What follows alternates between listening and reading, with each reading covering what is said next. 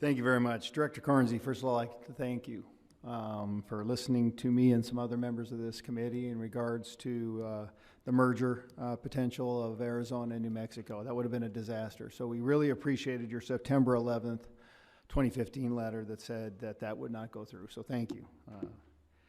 So now let's get back to the budget. So you asked for $88 million for new federal land acquisitions.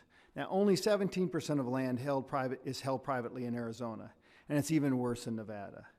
The federal government already owns more than 650 million acres. People back home in Arizona are sick of the land grab from your agency. Now the Congressional Research Service has informed my office that they could only find one BLM report from 1997 entitled Lands Potentially Available for Disposal. And that report was authored because of the direction from Congress. So my question to you is, how much land does BLM currently own that is potentially available for disposal? Well, Congressman, I appreciate the question, and I really struggle with the term land grab. Right? I don't really know. I don't know what that means. You know, my question is how much land? We can dispute that all you want, but I'm after a question here about how much land do you have for disposal, and what is that inventory? How much is it? Yeah. So we will. I don't have that with me today. We will work to provide that to you. But at one point on the Land and Water Conservation Fund, willing sellers, right? We're only working with willing sellers. Well, we're not using eminent domain. My point there is, once again, if we want to get in a tick for tack, we had a huge problem. That needs modification in that process, and it's disdainful that we actually put money in that program without having meaningful reforms. That's something wrong here, and I'm going to get to that question here in just a second. Sure. So hold that tight. You don't know. So what you do is every year you come here in front of Congress asking for new acquisitions. When do you think I can have that inventory? We'll have to get back to you as soon as we can after this hearing. But no, we're going to follow again. Sure. Okay. I see how we're trying to misdirect this. I would expect, as soon as possible, a list of all lands for inventory for disposal.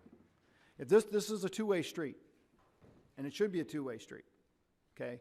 We're asking the Bureau of Reclamation for that inventory. It's a bipartisan ask, and it is fundamental for this Congress to do its work by having that inventory. So just as an FYI, the meaningful part I want taken away. I want that inventory, and I want every year from now on, when we come for an ask, that we have an inventory of land that is subject for disposal back to states and back to communities. Is that agreed? We will be happy to provide you what we have in it, but I do want to put a small caveat that when we make our land use plans, we very often will look at a broad sweep and say at a high level, 100,000-foot level, these lands could be available for disposal. So just because they show up on a list that we provide to you. That's perfectly fine because it starts the discussion, because that's the discussion we better have. Good enough. Okay. So now you testified that federal coal resources will continue to be an important component of the nation's energy mix. Yesterday, Secretary Jewell tried to claim the Obama administration's war on coal doesn't really exist, and that's a joke.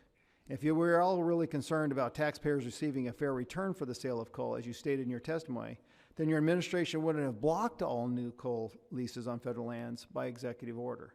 Last year, the BLM and taxpayers received $20.9 million for 3 new leases of federal land for coal, correct?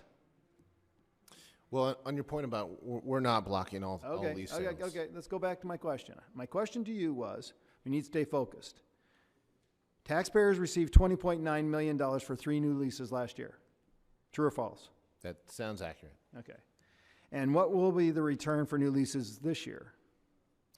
Well, I don't know the exact. Right? Zero. There's no new leases. This is what I was trying to correct earlier.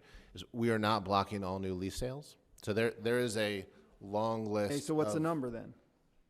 I believe there are 18 projects that are able to still move forward. So there's about 7 billion tons, 20 years of supply that is already in industry hands. There's another 3 to 4 years of supply that's going to can continue moving through the system. But I'll tell you that I understand, but it's a streamlining issue about money, because I mean, when you start looking at royalty rates, I mean, those are lifebloods for Western states. But coal lease sales have gone down because industry has asked us to stop leasing, right? We have major projects in the Powder River Basin, not in Montana, but in Wyoming, where companies have said that project is ready to go, but we would prefer that you put that on the shelf. We want to see how the market dynamics are going to play out.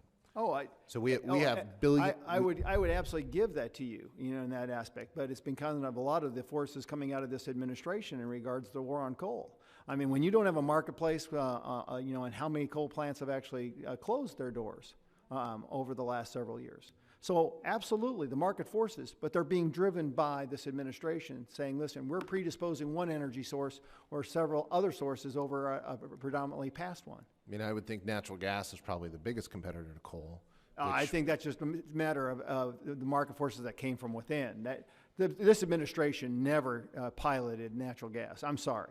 They may have done other sources, but not natural gas. That's not a claim that this administration can make. So I yield back, sir.